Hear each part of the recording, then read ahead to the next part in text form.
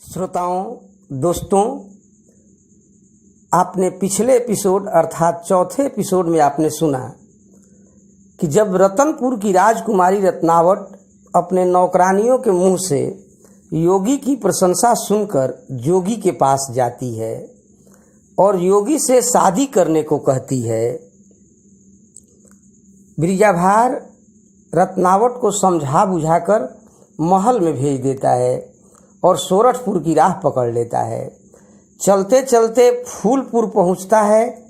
वहां बागीचे में फूलवंती आती है और ब्रिजाभार से शादी करने को कहती है। ब्रिजाभार शादी से इनकार कर देता है। तब फूलवंती अपने जादू से ब्रिजाभार को चील बनाकर आसमान में टांग देती है। तब हेवंती सातों सांवरी को लेकर उस स्थान पर पहुंचती है जहां ब्रिजाभार चील रूप में टंगा है। अब आगे की कहानी सुनिए। जब फूलवंती सातों सांवरी को आते हुए देखती है तो समझ जाती है कि ये लोग ब्रिजाभार को छुड़ाने के लिए आ रही हैं। तो सोचती है, देखती हूँ कि ये लोग हमारा क्या बिगाड़ लेती हैं और किस प्रकार हमसे ब्रिजाभार को छुड़वाती हैं। तब सातों सांवरी फूलवंती के सामने आ जाती हैं और फूलवंती से कहती हैं, जिस प्रकार ब्रिजाभार हम लोगों का भगिना लगता है उसी प्रकार ब्रिजाभार तुम्हारा भी भगिना लगेगा। तुमने थोड़ा सा भी विचार नहीं किया और अपने भगिना को चील बना दिया। क्या तुम नहीं जानती हो कि भगिना को बांधने से महापाप लगता है और तुम्हारा नरक में वास होगा। फूलवंती, तुम हमारी बात मान लो और हमारे भगिना को छोड़ दो। तब फूलवंती कहती है, जब तक ब्रिजाभार हमसे शादी नहीं करेगा तब तक मैं नहीं छोड़ूंगी। तुम लोग जोगी को छुड़ाने आई हो तो मैं देखती हूँ कि तुम लोग जोगी को कैसे छुड़वाती हो। कोटिन उपाय करो परंतु मैं नहीं छोड़ूंगी। जिस गुमान को लेकर छुड़ाने के लिए आई हो उस गुमान को मैं तोड़ दूंगी। तुम सभी बुजरियों को भस्म कर दूंगी और ब्रिजाभार से शादी करूंगी। यदि योगी हमसे विवाह नहीं करेगा तो उसे भी भस्म कर दूंगी। अपना कुशल चाहती हो तो तुम लोग अपने घर लौट जाओ, नहीं तो तुम लोगों का काल नजदीक आ जाएगा। फूलवंती की बातों को सुनकर सातों सांवरी गुस्से से लाल हो जाती है और अपने गुरु का स्मरण करती है और फूलवंती पर जादू के द्वारा भेड़ा का बाण चला देती है। फूलवंती अपने जादू से अपना बचाव कर लेती है। तब फूलवंती हाथ में सरसों लेकर बिरनी का बाण सांवरियों पर चला देती है और सांवरियां व्याकुल हो जाती हैं। तब तक सांवरी चिल्हिया बाण चला देती है। तब फूलवंती अपने जादू से चिल्हिया बाण काट देती है। 7 दिन तक दोनों ओर से जादू की लड़ाई होती रहती है। दोनों ओर से कठिन लड़ाई होती है। कोई किसी से हारता नहीं है। तब तक फूलवंती का जादू समाप्त हो जाता है। तब फूलवंती दोनों हाथ जोड़कर सांवरी के पैर पर गिर जाती है। तब फूलवंती कहती है, सांवरी बहन, हमारा कसूर माफ कर दो, मैं ब्रिजाभार को छोड़ देती हूँ। तब फूलवंती ब्रिजाभार को चिल्ह से जोगी बना देती है और सोने का सिंधोरा लेकर सांवरी के सामने खड़ी हो जाती है और सांवरी से कहती है कि अब हमारी शादी ब्रिजाभार से करवा दो। तब सांवरी कहती है, ऐ फूलवंती, हिमाचलपुर नगरी की राजकुमारी हेवंती से ब्रिजाभार की शादी हो चुकी है। खुद सोचो कि ये तुमसे विवाह कैसे कर सकते हैं। तब फूलवंती कहती है, ए मामी, यदि ये हमसे शादी नहीं करेंगे तो मैं 12 भट्ठी जादू मंगाऊंगी।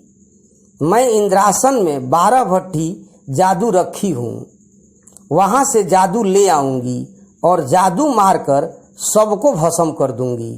अपने गुरु की शपथ लेकर कहती हूँ।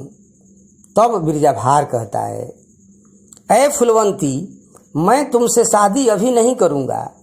जब उधर से मैं लौट कर आऊँगा तो तुमको मैं साथ ले चलूँगा।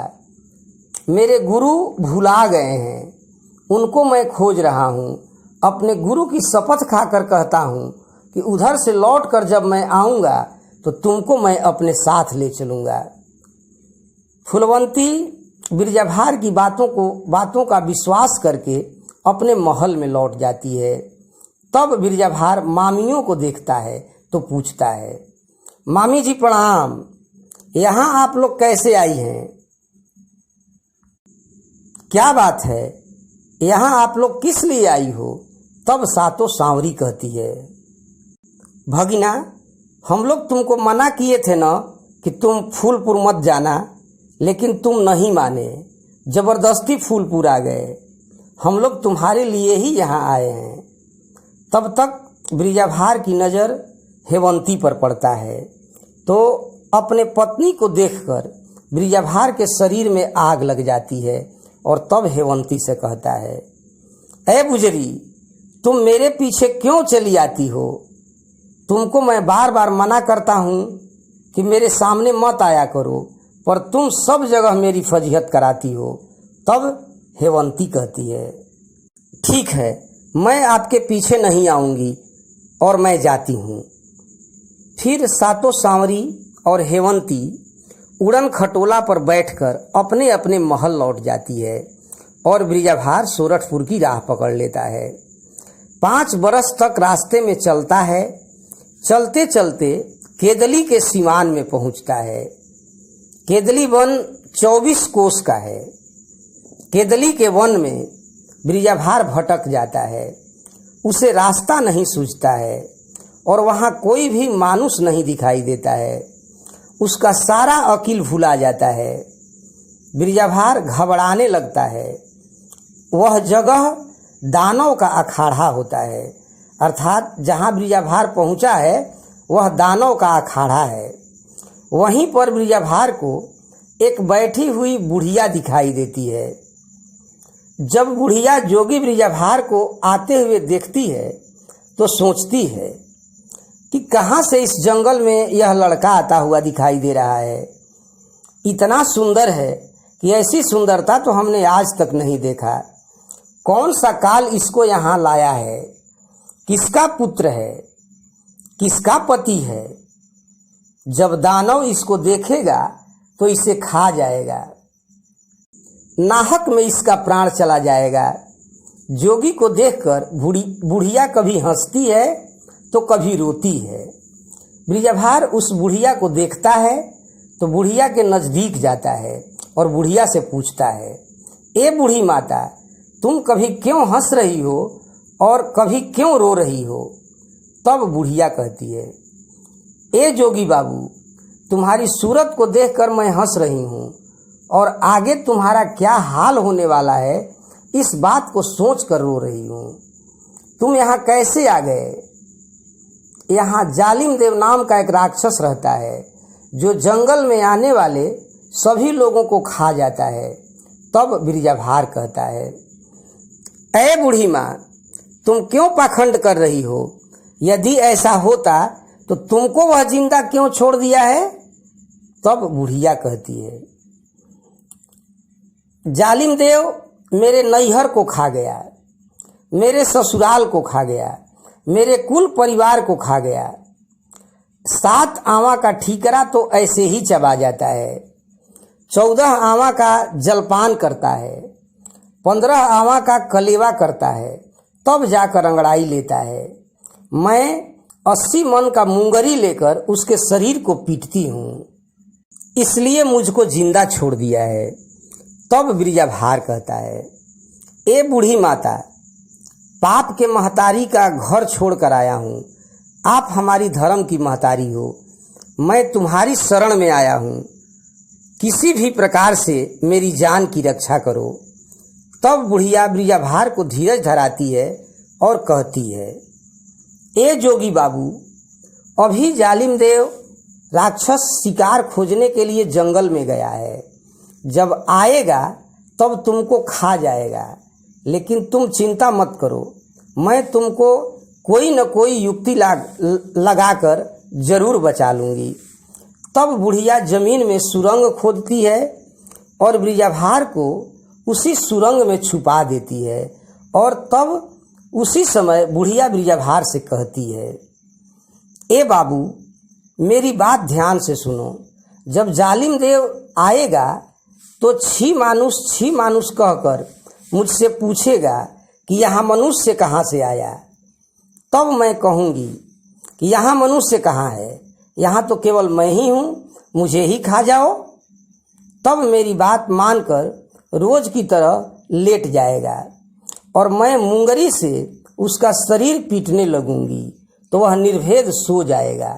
तब तुम धीरे से सुरंग में से निकलकर भाग जाना। ब्रिजाभार को सिखा पढ़ाकर बुढ़िया ब्रिजाभार को सुरंग में छुपा देती है। थोड़ी देर में जालिम देव राक्षस आता है और पूरी घटना बुढ़िया के कहे अनुसार ही घटता है। जालिम देव सो जाता है। तब ब्रिजाभार भागने लगता है। तब तक ब्रिजाभार की झुनकी खड़ाऊं बजने लगता है।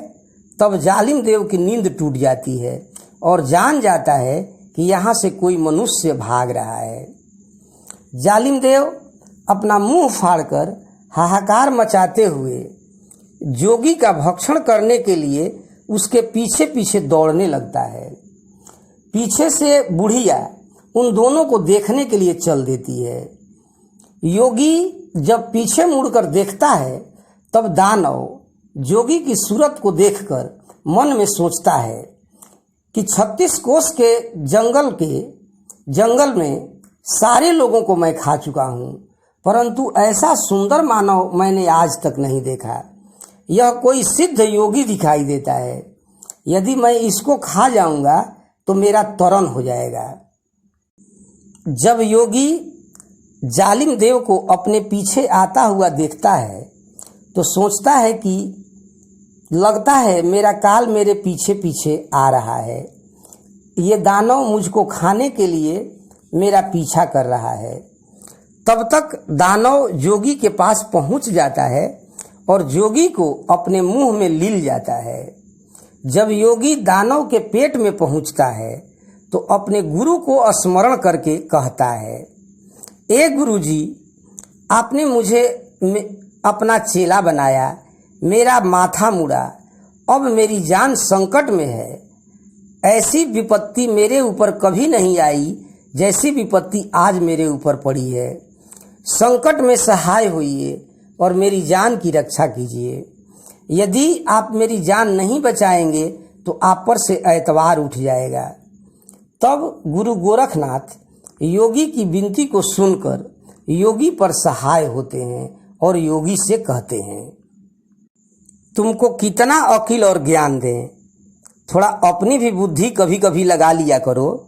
तुम्हारे पास में एक संहारक छुरी है, उसी से दानव के नाभि के सामने पेट फाड़ डालो और पेट में से बाहर निकल जाओ। तब जोगी ब्रिजाभार संहारक छुरी निकाल लेता है और दानव का पेट फाड़कर दानव के पेट से बाहर निकल जाता है। दानव जालिम देव का प्राण पखेरु उड़ जाता है। यह सब करामात बुढ़िया देखती रहती है तो मन में सोचती है, इसको तो मैं आदमी समझ रही थी, पर यह योगी आदमी नहीं है। ईश्वर आदमी का रूप पकड़कर घूम रहे हैं। लगता है यह योगी दानव जालिम देव का अंत करने आया है।